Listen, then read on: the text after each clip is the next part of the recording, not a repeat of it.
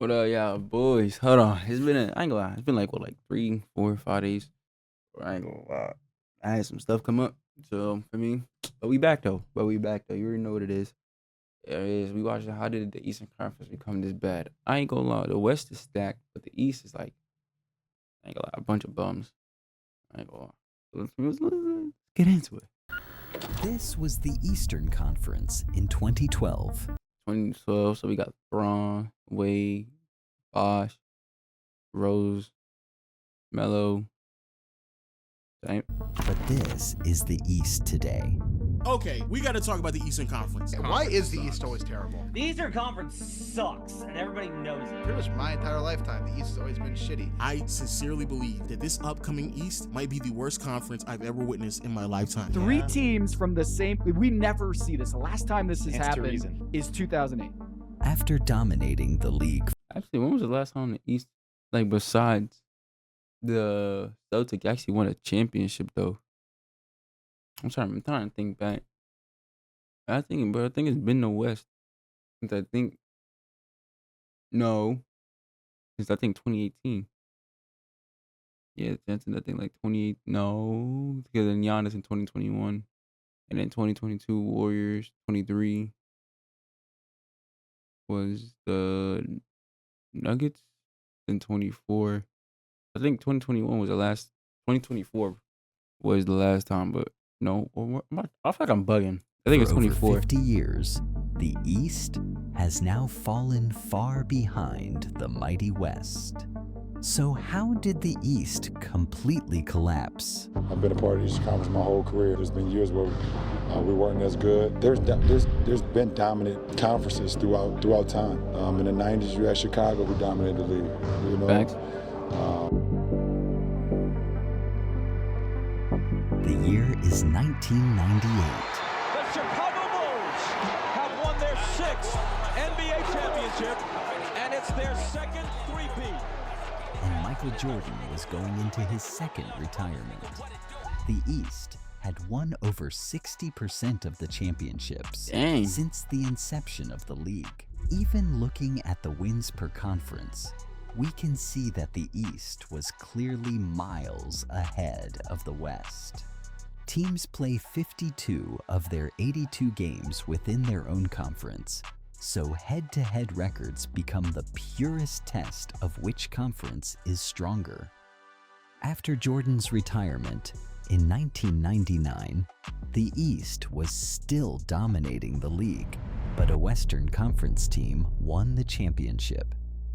They must have gotten lucky since it was the lockout year. But in the very next season, the tables turned and the West was now having a higher winning percentage. This seemed like a sudden shift, 2000? Except it didn't happen overnight. The seeds of this imminent downfall was planted many years ago. A mediocre Eastern Conference ball club called the Charlotte Hornets upgraded their front court by acquiring a promising big man from the Lakers. It looked like a solid roster move for them at the time, except this was a trade. And But I'm like, the Hornets really do gotta be studied, bro. They really be trading their. Imagine if Kobe was never on the Lakers and he was on the what's it called, the Hornets. And what's the SGA supposed to be on the Hornets as well? In exchange for Vlade Divac, the Hornets gave away a 17-year-old high school rookie. 1 month later, the NBA's biggest rising star left the East and headed to Hollywood to sign with the Lakers. Then, in the 1997 draft, the Celtics had the highest odds to land the first pick, but fortune favored the San Antonio Spurs, who picked a quiet kid from the Virgin Islands. In the 1998 draft, the Milwaukee Bucks selected a skinny German forward with the 9th pick, and then traded him like the to other Dallas. Eastern Conference teams, the Bucks promptly traded him away to the Dallas Mavericks. Okay, and Dirk, do you have a statement you want to make? No. I'm all right. Pass me the ball. In the right spot. No, I'm all right. All these generational fumbles were relatively unknown in the late 90s until the turn of the century, after which the West began their domination. The San Antonio Spurs have won their first NBA championship. The Lakers are champions Crazy, again. bro.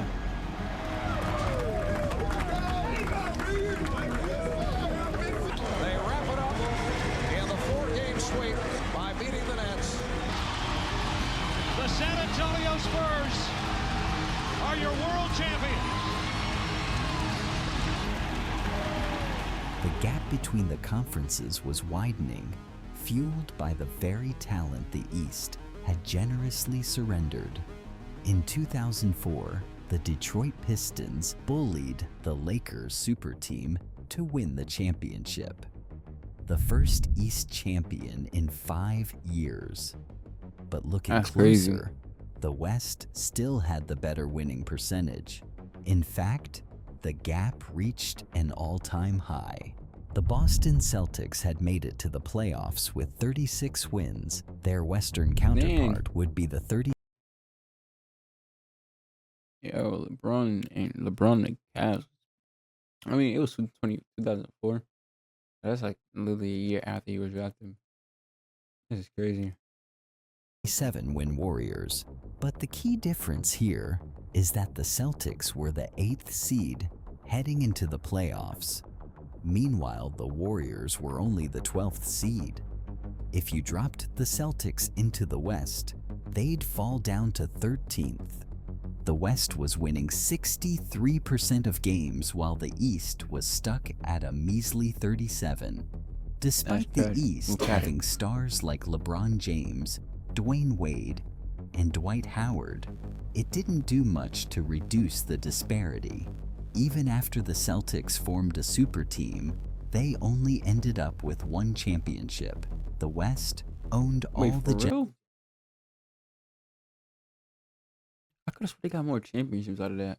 They had like 2 or 3 generational talent that the East foolishly gave away. The mistakes of the late 90s haunted them. The gap would keep widening until 2009. For the first time since 1999, the East briefly edged out the West in total wins, securing 51%. Okay. Surprisingly, the East had 2 teams win 60 games. And that way, that's the bronze team before you made the big decision. That's crazy. While the West had only 1. But the Phoenix Suns finished 9th in the West with 46 wins. Yet that same record would have placed them 5th in the East. Wow. Proving once again that the West was still the better conference. In 2011, the Indiana Pacers drafted. And they traded him to Sacramento. Yo, imagine PG and Kawhi in their prime on the same team. Drafted Kawhi Leonard and instantly traded him away to the San Antonio Spurs. Foolish. Kawhi would go on to win 2 Defensive Player of the Year awards, a Finals MVP, and the championship in 2014. Speaking of 2014, that season revealed just how broken the East was. The West had a 64% winning record, while the East crawled to 36%. The conference disparity reached one of its highest points, but that still doesn't tell us how vast the gap had become. To put it in perspective, the 3rd-seeded Raptors won 48 games in the East. Yet that same record wouldn't have even qualified for the playoffs in the West. Wow. It was a total bloodbath. In 2015, the East had only 3 players on all NBA teams. But the West? They Dang. That's beastie, bro. had 12 players. The 9th-seeded Oklahoma City Thunder won 45 games, similar to the Washington Wizards, who won 46. But Like the fourth seed? Wizards Fifth seed. were the 5th seed. Bro. Surprisingly, this weakness actually benefited the East.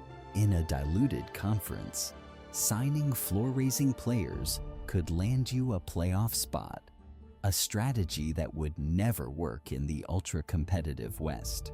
By this point, the system felt fundamentally unfair to Western franchises. Executives from the West began actively campaigning to eliminate conference seeding. And so what some of the Western executives are saying is, let's just get rid of the conferences and seed Nah, I feel like 1 through 16. it makes it not better, but I could definitely understand the point though.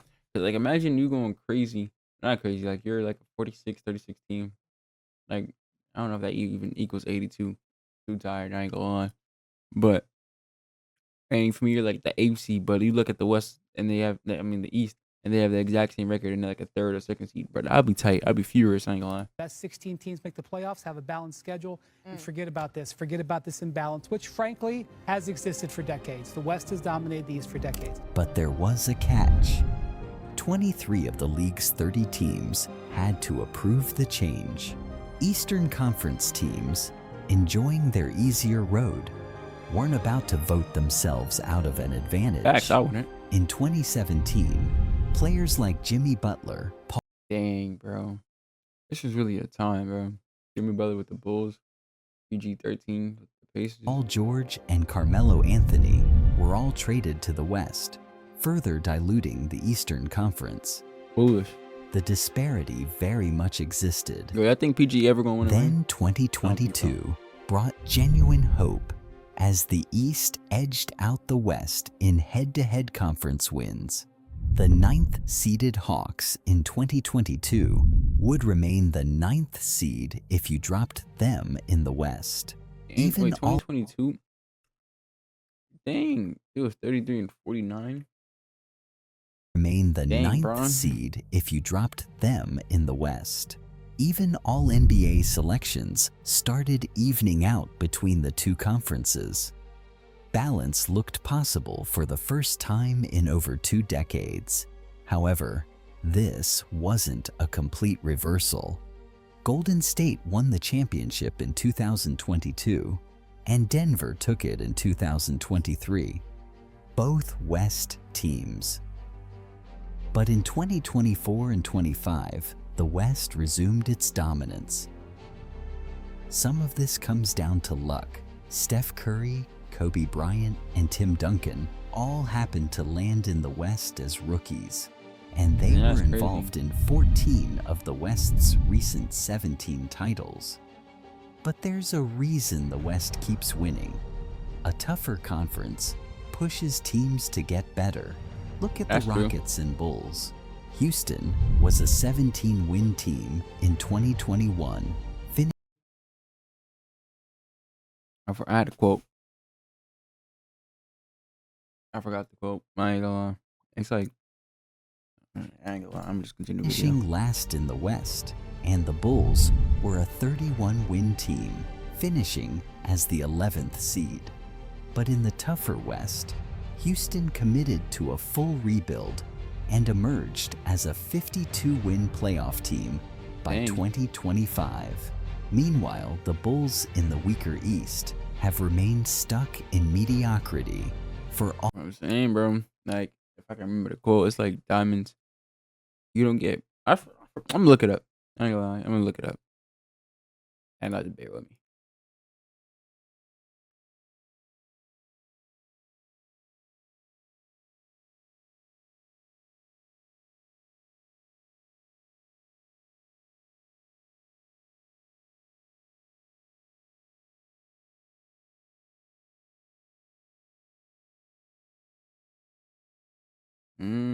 That's a fire quote.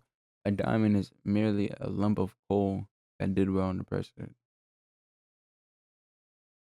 The greater the pressure, the brighter the diamond.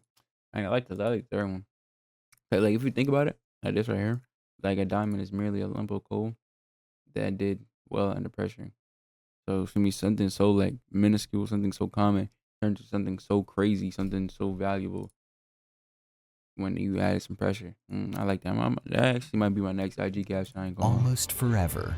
A major reason for the Bulls being so mediocre is their owner, Jerry Reinsdorf. I have to live with this team be owned by one of the greediest, selfish, and incompetent people in sports. Jerry, do we seem like we're happy there, Jerry? Does it feel like this fan base is a happy fan base? Jerry Reinsdorf is pound for pound one of the worst owners in sports history. Tough. And he gets a pass routinely because guys like James Dolan. You've got people booing the Knicks profusely and begging for James Dolan to sell the team. I'm a Knicks fan until the day I die, but Dolan's got to sell. Well, I would be hard-pressed to find one single Knicks fan that doesn't wish for their Christmas wish list that he would sell this team. Sell today. So would y'all sold Knicks fans? Y'all still want the team to be sold with Brunson and Cat on that? Team! Anything I can sell the team? You want to not come to any more games? Why? Nonetheless. You can't boo the owner of the team who has been a laughing stock. Dolan is a problem because Dolan is petulant. He's a child. He gets them in the news for the wrong reasons. Ironically, sell the team. In this season, it looks like the East might be the least competitive it has ever been. Even opening night only featured Western. I didn't even peep that. Like, actually, who's really crazy in the East, though? The Knicks? I guess I'll say the Bucks. The Pacers when Hadley gets back. The Pistons. I like the Pistons. The Celtics when Jay-Z come back. And then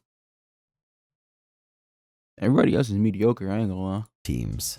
With injuries to Halliburton and Tatum, the two prominent Eastern contenders are taking a gap year. That leaves us with the Knicks and Cavs, two of the top 3 seeds in the East last year, and also maybe the Magic and the Hawks. That's 3 to 4 teams that might be contending for the conference championship. Because the West is a whole different ballgame. Yo, the West is nasty now. Yo, you got Wemby and the Spurs with De'Aaron Fox. You got LeBron, Luka, and AR-15. Mind you, Luka's averaging 40. And then you got who else is in the West? You got Curry. You got Jimmy Butler. You got, I guess, Cooper Flag and the Mavericks when everybody is healthy. I'm glad it's really, if everyone stays healthy on the Mavericks, it's going to be nasty. It's gonna be nasty. You have KD and the Rockets. Here's Curry, deep triple, it's good! We're tied again! The defending champions are hungry. You have SGA, the foul-bidding master. For more, the Nuggets pushed the Thunder to 7 games last playoffs. Now they've upgraded their roster even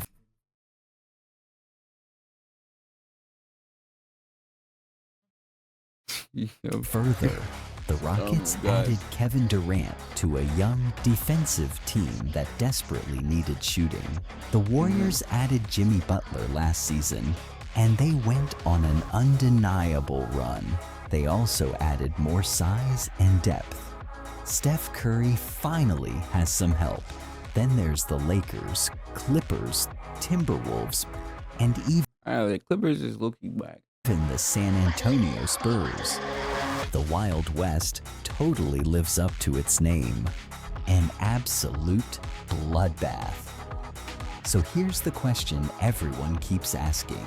Should the NBA scrap conference-based playoffs and switch to a top? Just get better East. I mean, I ain't gonna lie, I'm West all day. I just hope. I want the Lakers to win the championship. Hope they do. But yeah, you already know MallyTv, MTV. Stay focused, stay motivated, stay blessed. I'm going.